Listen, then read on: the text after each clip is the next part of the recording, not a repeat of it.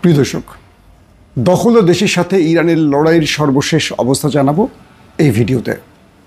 এই মুহূর্তে চীনকে নিয়ে বড় করে টেনশনে আছে দখলদার দেশটি এবং তার বিশ্বমোড়ল মিস্টার ট্রাম্প সাহেব। পাশাপাশি আরও বড় টেনশনে পড়ে গেছে দেশটির ভেতরে থাকা ইন্টেলিজেন্স। তারা ইরানের প্রতি মুহূর্তের সারপ্রাইজে ক্লান্ত হয়ে গেছে যে ইরান সর্বশেষ আবার কি করে বসে। প্রতিটি রাত যাচ্ছে, প্রতিটি সকাল হচ্ছে, দখলদাররা নতুন করে টেনশনের চাদরে ঢেকে যাচ্ছে। কারণ এতদিন যারা সারপ্রাইজ দেবে সেই দখলদাররা এখন নিজেরা প্রতি মুহূর্তে সারপ্রাইজ পাচ্ছে। ইরান এতদিন যা বলেছে এখন সেটা করতে শুরু করেছে। সব কিছু মিলে আরও বড় একটি খবর আসছে, ইরানের সবচেয়ে বড় পারমাণবিক কেন্দ্রের কাছ থেকে একজন জার্মান এজেন্সির লোক ধরা পড়েছে। কারা তাকে পাঠালো, কেন তিনি সেখানে গেল এবং তার কাছ থেকে আপডেট কি পাওয়া গেল, চলুন এই খবরগুলো একটা একটা করে জানাবার চেষ্টা করছি। প্রথম যে বিষয়টি সেটি হলো চীন ইরানকে সাপোর্ট দিচ্ছে বা সহযোগিতা করছে। এই খবরগুলো বারবারই কিছু কিছু গণমাধ্যমে আসছে। আমরা যদি খেয়াল করে দেখি, প্রথমে ভারতের গণমাধ্যম আসছে, মধ্যপ্রাচ্যের কিছু খবরে আসছে, এবার মার্কিন যুক্তরাষ্ট্রের প্রেসিডেন্ট ডোনাল্ড ট্রাম্পের আস্থাভাজন বা তার নির্ভরযোগ্য যে গণমাধ্যম ফক্স, সেখানে প্রকাশ করা হয়েছে যে চীন থেকে একটি কার্গো জাহাজ এসেছে ইরানের উদ্দেশ্যে এবং ইরানে যখন আকাশ বন্ধ করা, ইরানের যখন বিমান চলাচল বন্ধ ইরানের আকাশে, তখন সেই বিমানটি ইরানের রাডারে এসে হঠাৎ নিখোঁজ হয়ে যায়, নাই হয়ে যায়, গন্তব্যহীন হয়ে যায়। কি করে সম্ভব? ইরানের আকাশ যখন সবার জন্য বন্ধ, সেই সময়টা একটি মাত্র কার্গো বিমান আসে চীন থেকে। এর আগের যে খবরগুলো আমরা দেখেছি সেখানেও আমরা দেখলাম একাধিক চীনের কার্গো জাহাজ মানে কার্গো বিমান এসেছিল ইরানে, এবং বলা হচ্ছে এগুলো করে চীন প্রচুর অস্ত্র পাঠিয়েছে। বিষয়টা হচ্ছে এই মুহূর্তে ইরানের আকাশে পৃথিবীর সকল বিমানকে নিষিদ্ধ করলেও চীনের বিমান আসছে, কারণ চীন ইরানকে সামরিক অস্ত্র দিয়ে হেল্প করছে, এই দাবিটি করছে ফক্স নিউজ।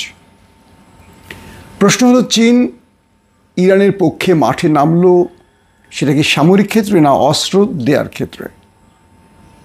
যখন ইসরায়েলের পক্ষ নিচ্ছে আমেরিকা, তখন চীন নিচ্ছে ইরানের পক্ষে।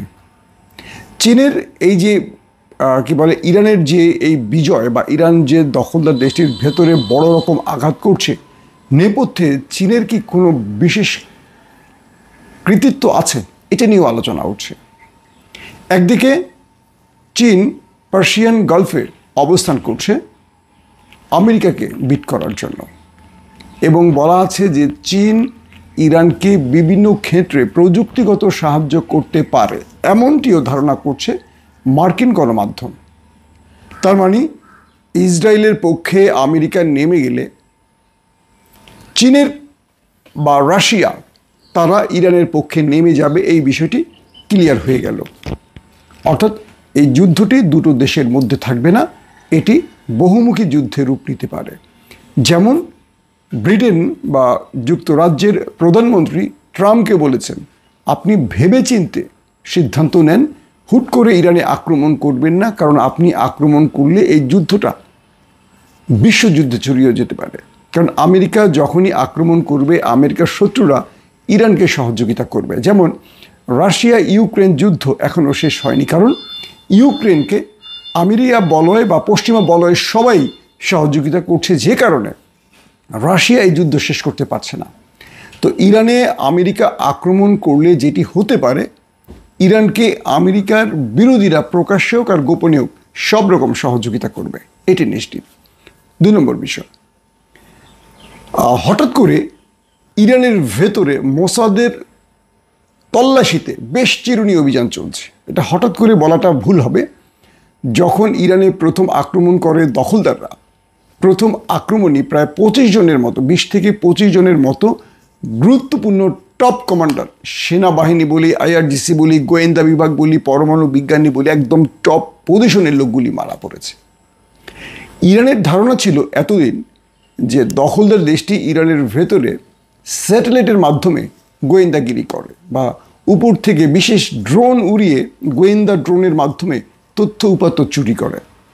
কিন্তু প্রথম দিন 13 তারিখ যখন ইরান আক্রান্ত হলো, ইরান বুঝতে পেরেছে যে আমার সেনা প্রধানকে, IRGC প্রধানকে, পরমাণু বিজ্ঞানী প্রধানকে বা কি বলে আয়াতুল্লাহ আলী খামেনির উপদেষ্টাকে, এই যে বিশেষ গুরুত্বপূর্ণ ব্যক্তিদেরকে যে হত্যা করা হলো এত নিখুঁতভাবে, এগুলো আকাশ থেকে কোনো গোয়েন্দাগিরির মাধ্যমে নয়, এগুলো ভেতরের বিশ্বাসঘাতকরা করেছে।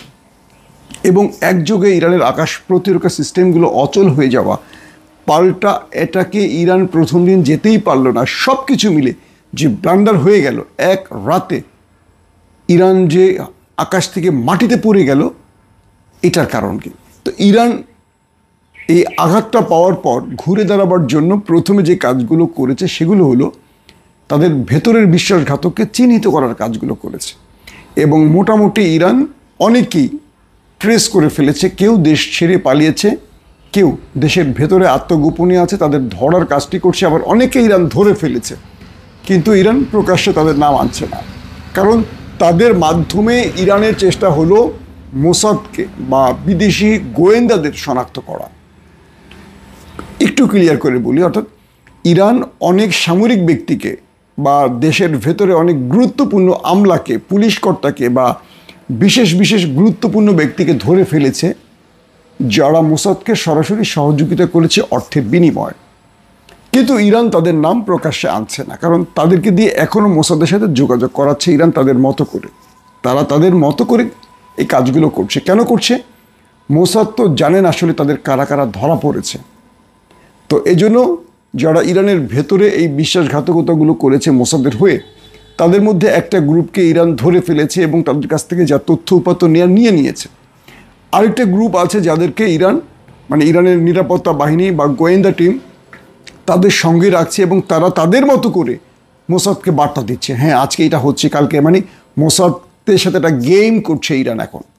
ধরেন যিনি ইরানে এখন মোসাদের হয়ে কাজ করছেন মিস্টার এক্স, তো এক্সকে ইরান শিখিয়ে দিচ্ছে, বলো যে ইরানের আয়াতুল্লাহ আলী খামেনি আজকে ডান দিক থেকে উত্তর দিকে যাচ্ছে, ওরা ডান দিক থেকে উত্তর দিকে একটা মিসাইল মারে, আসলে সেখানে আয়াতুল্লাহ খামেনি যাচ্ছেন না। তো এভাবেই করে মোসাদের যত লোক এজেন্ট ইরানে রয়েছে তাদেরকে আটকে, তাদেরকে দিয়ে মিসগাইড করছে এখন মোসাদকে, এমন একটি তথ্য পাওয়া গেছে।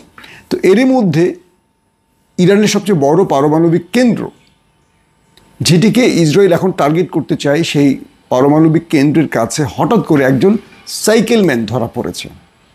প্রথমে তাকে সতর্ক করা হলেও তিনি সেই সংরক্ষিত অঞ্চলে সাইকেল নিয়ে প্রবেশ করেন। এরপর তাকে আটক করা হয়। তিনি বলেন তিনি একজন জার্মানি নাগরিক, মূলত তিনি একজন ব্লগার, তিনি ঘুরতে আসছেন, ব্লা ব্লা ব্লা ব্লা।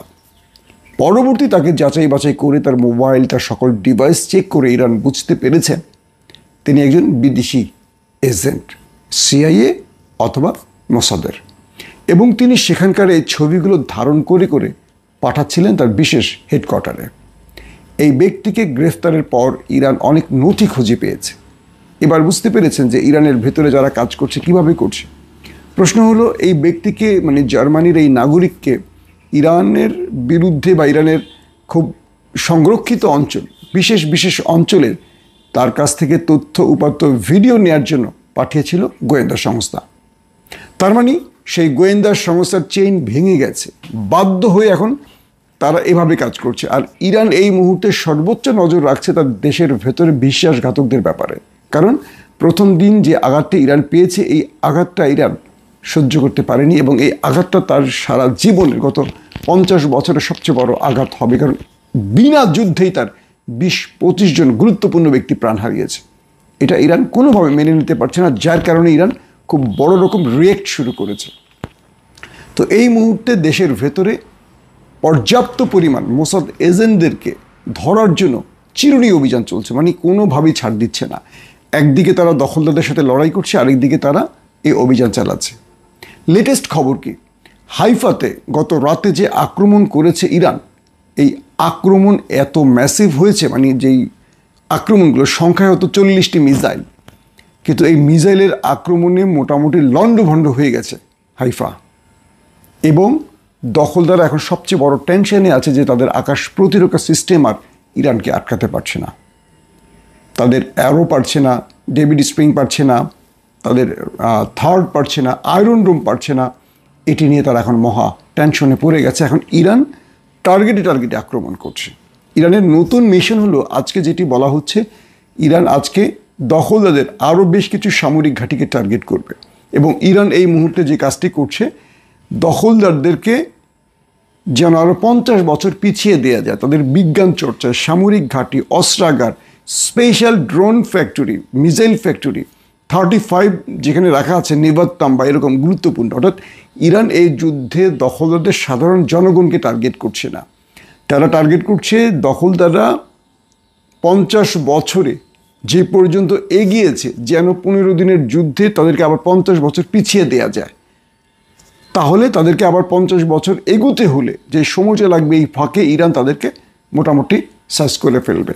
এবং ইরান এখন এই মুহূর্তে অধিক মানুষ হত্যার চেয়ে তারা যে কাজটি করছে, দখলদার দেশটির ভেতরে তাদের অহংকারের দেয়ালগুলো ভেঙে দিচ্ছে।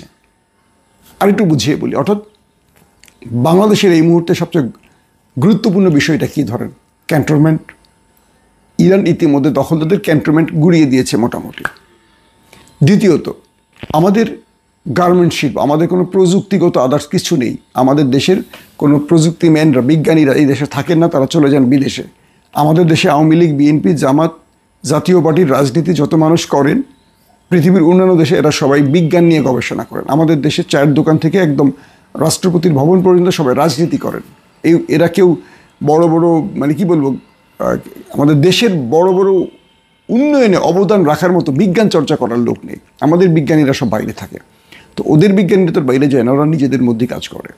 তো যেটা হয়েছে যে ইরান এই মুহূর্তে দখলদাররা যে জায়গাগুলোতে উৎকর্ষ হয়েছে তারা ড্রোন, আকাশ প্রতিরক্ষা সিস্টেম, মিসাইল বা তাদের মোসাদ নামক যে গুপ্ত ঘাতকরা সফটওয়্যার তৈরি করছে, যেমন পেগাসাস, ঘরে বসে পৃথিবীর যে কোনো প্রান্তের কথা তারা শুনবে, এটা হ্যাক করা, ওটা হ্যাক করা, এই যে কাজগুলো এরা করেছে দখলদাররা, এই বিষয়গুলোকে ধ্বংস করে দেয়া, এদের নথি চুরি করা এবং এদের ঘরের যে সিসি ক্যামেরা সেগুলো পর্যন্ত ইরান হ্যাক করে ফেলছে।